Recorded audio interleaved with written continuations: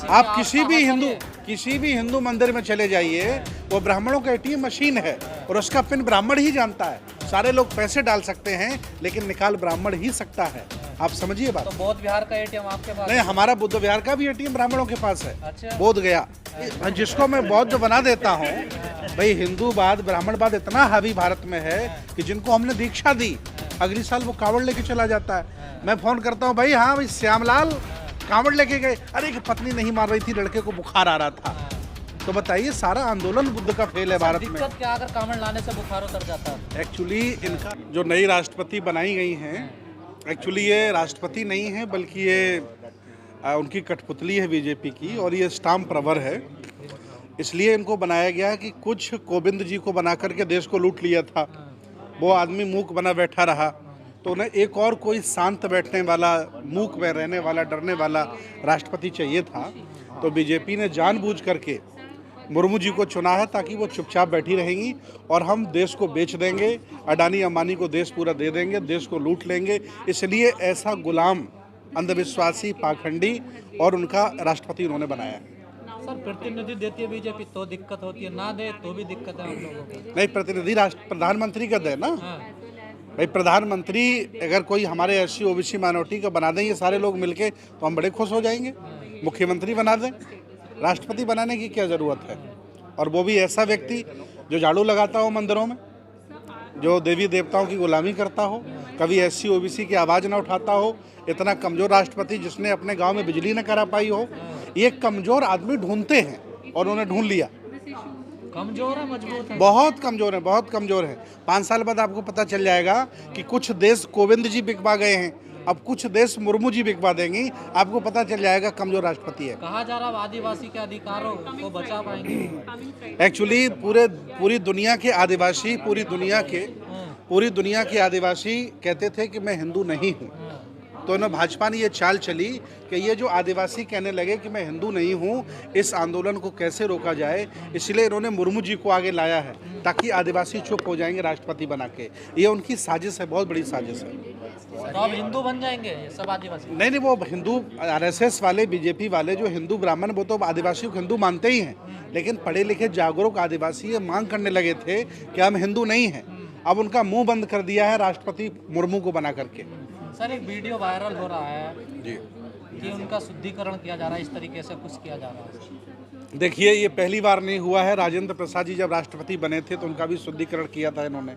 इसके पहले कोविंद जी को मंदिर में नहीं घुसने दिया था, ये जग जाहिर है।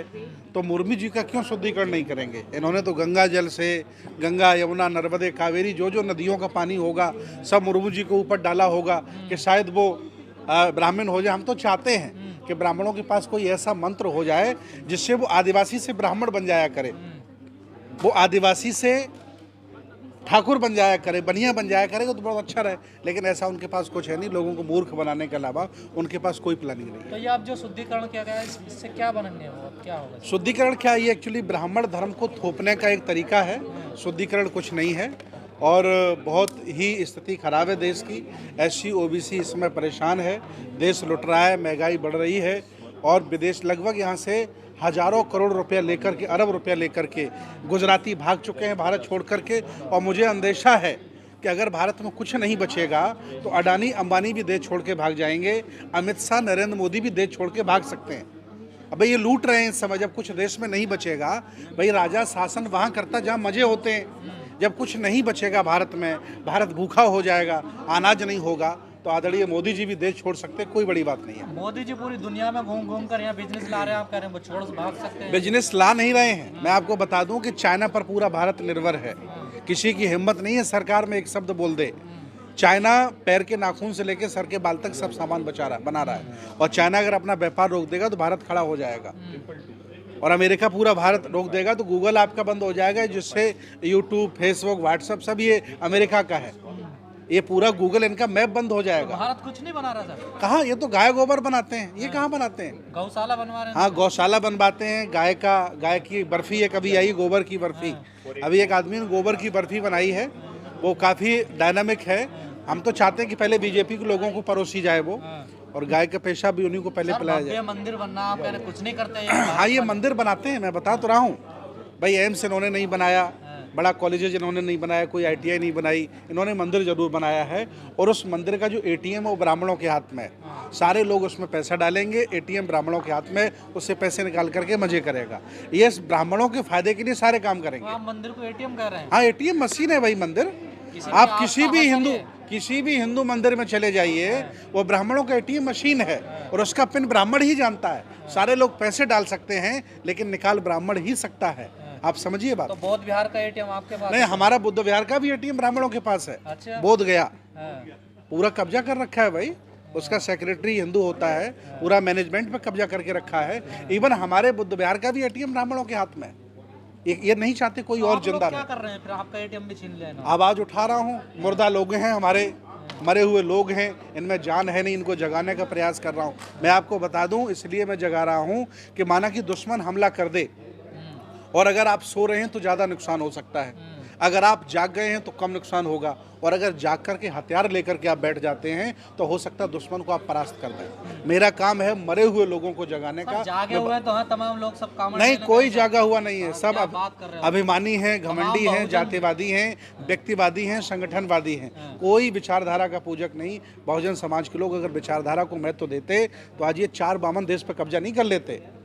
4 बामन और क्या, 2-3% लोग पूरे देश पे कब्जा किए हैं और ये SC OBC वाले विद्वान बने घूम रहे हैं। ये तो लानत है इन पर। तो शक है आपका विद्वान नहीं है? कोई विद्वान नहीं, काहे के विद्वान है? एक बाबा साहब विद्वान थे, जितना अकेले कर गए उतना ये 10 करोड़ लोग मिलकर के नहीं कर पा रहे हैं। काहे के विद्वान है? मैं भी उसमें शामिल हूँ। अच्छा जी, आप विद्वान नहीं? आप काहे के विद्वान है भाई? कोई परिणाम नहीं आ रहा है। मैं जिसको बौद्ध बना देता हूँ अगली बार वो कावड़ लेके चला जाता है। मैं जिसको मैं बौद्ध बना देता हूँ, भाई हिंदूवाद ब्राह्मणवाद इतना हावी भारत में है कि जिनको हमने दीक्षा दी अगली साल वो कावड़ लेके चला जाता है। मैं फोन करता हूँ, भाई हाँ भाई श्यामलाल कावड़ लेके गए, अरे कि पत्नी नहीं मान रही थी, लड़के को बुखार आ रहा था।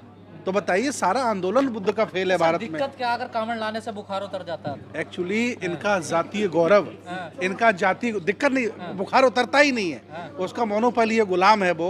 ये जाति गौरव जो SC OBC वाला है ना, और नेता का गौरव, व्यक्ति गौरव, ये बहुत खतरनाक है। ये जब तक नहीं उतरेगा ये ऐसे ही गुलामी करेंगे। आज ये नौकरी से वंचित हो रहे हैं, कल ये घर से वंचित हो जाएंगे, भोजन से वंचित हो जाएंगे, और जहाँ से बाबा साहब उठा के इन्हें लाए, पीछे झाड़ू आगे मटकी, ये वहीं जाने वाले पक्का है। नौकरी किसको चाहिए सर? मुस्लिम टाइट है। नौकरी मुस्लिम को चाहिए नहीं क्या? वो आदमी नहीं है, उनको भी चाहिए। देखिए, राजा का मतलब ये होता है कि सबको न्याय दे, सबको बराबर हक दे। ऐसा नहीं हो रहा है। तो मोदी जी सबका साथ सबका विकास करते रहे, और क्या लोग? नहीं, वो ब्राह्मणों का साथ दे रहे हैं और अडानी अंबानी का साथ दे रहे हैं। सर, अति पिछड़े प्रधानमंत्री आपके? अति पिछड़े प्रधानमंत्री? मैं पूछ रहा हूँ, राम मंदिर में अति पिछड़े सदस्य कितने हैं? राम मंदिर का जो वो बना है ना, ट्रस्ट बना, उसमें ना देखिए SC तो रख दिया ना उन्होंने। दिल्ली यूनिवर्सिटी में OBC के प्रोफेसर कितने हैं मोदी जी? अति पिछड़े तो हो, बताओ कितने प्रोफेसर हैं, कितने IAS हैं, कितने PCS हैं, कितने जजेज हैं? आपने उच्चायोग में दूत कितने लोगों को बताया? राष्ट्र भारत का दूत कितने लोगों को बनाया? ये सब नौटंकी है इनकी, ड्रामाबाजी है। एक मकसद इनका है कि सिर्फ ब्राह्मण यहाँ सर्वोसर्वा रहे और कुछ उनकी जातियाँ आसपास के लोग जिंदा बनी रहें, बाकी सब रोटी के लिए मोहताज हो जाएं, भीख मांगने लगें। ऐसा वो भारत बनाना चाहते हैं। आपने अभी कहा जब वो बुद्धिजीवी हैं तो सर्वोसर्वा रहेंगे ना सर? देखिए, हाँ, बुद्धिजीवी हैं, सही बात है वो सब। देखिए भाई, इससे बड़ा और क्या प्रमाण पत्र दूं कि 3% लोग पूरे देश पे कब्जा किए हैं और 85% लोग ढपली पीट रहे हैं विद्वमत्ता की। इससे ज्यादा और क्या आपको प्रमाणिकता दें? वो विद्वान हैं, देश को कब्जा कर रहे हैं, और आज दिन तक SC OBC के पास कोई उनको हराने का, डिफीट करने का प्लान नहीं है। बहुजनों को रास्ता मिल पाएगा या नहीं मिलेगा? कोई रास्ता नहीं। अम्बेडकरवादी ये नहीं, बुद्धिस्ट ये नहीं है, ज्योतिराव फुले को ये नहीं मानते। लोहियावादी तो हैं। ये जयंती मना लेते हैं, फिर कावड़ लेने चले जाते हैं। लोहियावादी तो हैं। न, लोहियावादी भी नहीं, लोहियावादी परिवारवादी लोग हैं यहाँ। BJP में लोकतंत्र है, राष्ट्रीय अध्यक्ष बदल जाता है, प्रदेश अध्यक्ष बदल जाता है। हमारे SC OBC की पार्टियों में स्वर्गीय राष्ट्रीय अध्यक्ष बने बैठे हैं। हाँ, वो चाहते हैं कि मैं मर जाऊं तब भी राष्ट्रीय अध्यक्ष बना रहा हूं। तो ऐसे लोग क्या देश को चलाए? सब पर निशाना हमारा, जितने SC OBC के नेता सब पर निशाना मैं करता हूँ, सत्य कहता हूँ और सत्य के लिए ही मैं जाना जाता हूँ। सर, आपका प्रोग्राम होने वाला है अक्टूबर में लखनऊ में, क्या है पूरी रूपरेखा? देखिए, 9 अक्टूबर को हमने जिंदा और मरे हुए लोगों को बुलाया है। जिंदा मरे हुए लोग सारे इकट्ठे हो रहे हैं, SC OBC माइनॉरिटी के लोग। अगर मिलकर के कोई प्रोग्रामिंग हो जाती तो वेल डन है। उद्देश्य ये है कि जो महापुरुषों का आंदोलन है बुद्ध की विचारधारा, उस पर ये लोग चलने का प्रयास करें। अगर चलते तो बहुत अच्छा है, नहीं चलेंगे तो स्वीकार गुलामी कर लेंगे, कोई दिक्कत नहीं। क्या आपका तजुर्बा क्या कह रहा है, चलने को तैयार है या नहीं? प्रयास किया जा रहा है, वो अपना काम कर रहे हैं, मैं अपना काम कर रहा हूँ और मैं ये अपना काम करता रहूँगा। ये कोई धर्मांतरण नहीं है, घर वापसी है। बीजेपी वाले जैसे घर वापसी आंदोलन चला रहे हैं तो हम भी घर वापसी आंदोलन चला रहे हैं। घर वापसी कहाँ, शुद्धिकरण कर रहे हैं? नहीं, हम शुद्धिकरण भी कर रहे हैं, विचारों का भी कर रहे हैं, घर का भी कर रहे हैं। मैं चाह रहा हूँ कि जब तक इनको आप ढोंग और पाखंड में फंसे रहोगे तब तक न बच्चे आपके पढ़ पाएंगे, न अच्छा आप खा पाओगे। ये अभियान बहुत तेज चल रहा है, बहुत सफल चल रहा है। ये शुद्धिकरण कैसे होगा घरों का? ये मंच पे तो भाषण देते हैं, घर तो वही है ना सब। देखिए, मंच पर ऐसे लोग भाषण देते हैं जो एक भाषण में भारत को बौद्धमय बना देते हैं और फिर वो अपनी पत्नी को संभाल नहीं पाते। ऐसे लोगों के हाथ में नेतृत्व है धर्म का, समाज का। अगर यहाँ करनी कथनी वाले एक हो जाते तो बहुत कुछ हो जाता।